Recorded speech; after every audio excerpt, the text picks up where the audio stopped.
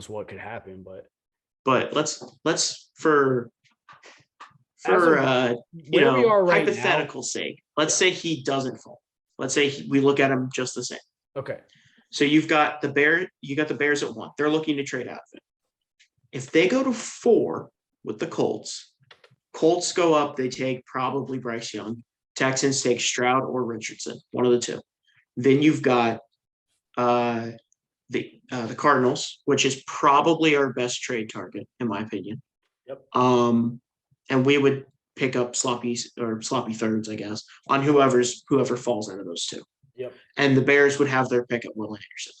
If the Cardinals do not trade out of that pick, they go Will Anderson more than likely, unless they like Jalen Carter more, and the Bears go there. If the Bears value one or two of those guys more than anyone else, there's no way in hell that they drop to 9. If they think that those guys are better than Christian Gonzalez, because you got to remember too, their second round pick is Baltimore's. So they pick at 1 and then they pick at 54. It's a big drop. So if they really need picks or they really need to get their guy. So if they don't think they can get their guy, they're going to get as many picks as possible. Probably. I'm not sold that. I mean, if you look at defensive players available at 9, Tyree Wilson's probably gone. Christian Gonzalez, maybe. Devon Witherspoon could be gone there. Yeah, Christian Gonzalez is a name that I would think of.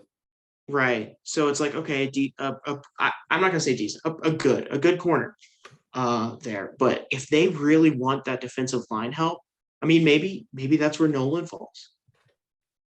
That could be an interesting pick. So I thought about that. That was actually one of the first things that popped in my head was the way he's rising or potentially Jalen Carter falling, which I know we just said in this hypothetical situation is not. But what if that's the range he falls to, or that's the range that Smith rises to?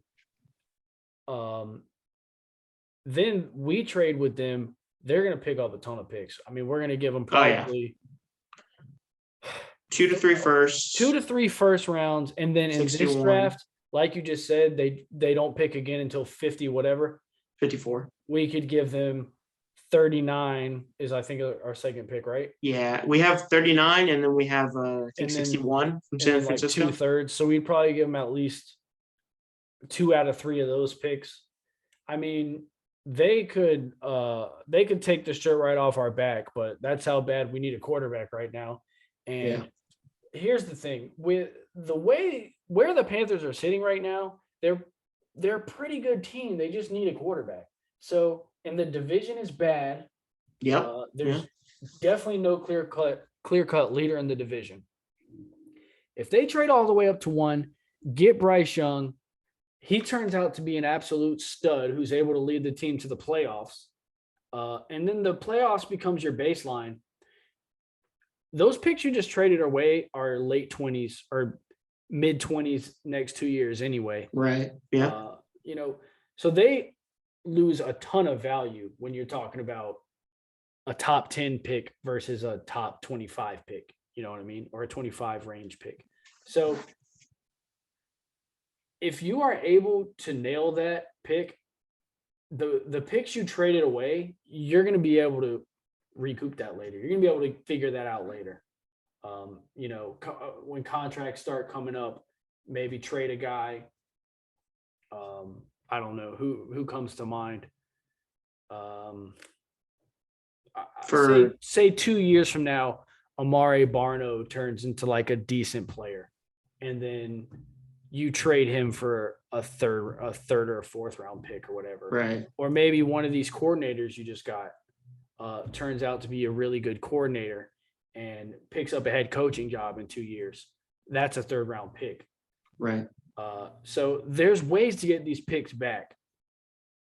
If the team keeps trending in the direction that it's trending in right now, you might not get a shot at going up to get one of these guys for the next 5 years, because it feels like it's the Panthers division to take, in my opinion, next year. Yeah. So if that happens, you get into the playoffs, you're at minimum picking 24, I think, or how many teams in the playoffs now? 14 now. 14. So You're at 22, minimum picking right? 20, 22, 18. 18. You're at 22 would minimum be 10. picking 18 or 20, whatever. I don't know. It's too Yeah, late. I think it's 18. It's too late to subtract. So I don't know. but my point is, if you end up picking 19 next year, you're in the same boat. You're not. Yeah. Caleb Williams isn't going to fall to you at 19. If you want to go get a star quarterback, you're going to have to trade up, and you're going to have to trade even more next year because you're farther down the draft. So it feels like this is the time for the Panthers. Like they can't wait any longer, or they're just going to keep drafting third round Matt Corrals every year. I'm not worried about the Panthers' willingness to pull the trigger. I'm worried at the position we have in the first round. But like you said, we have multiple seconds, thirds, and we're willing to give up all that.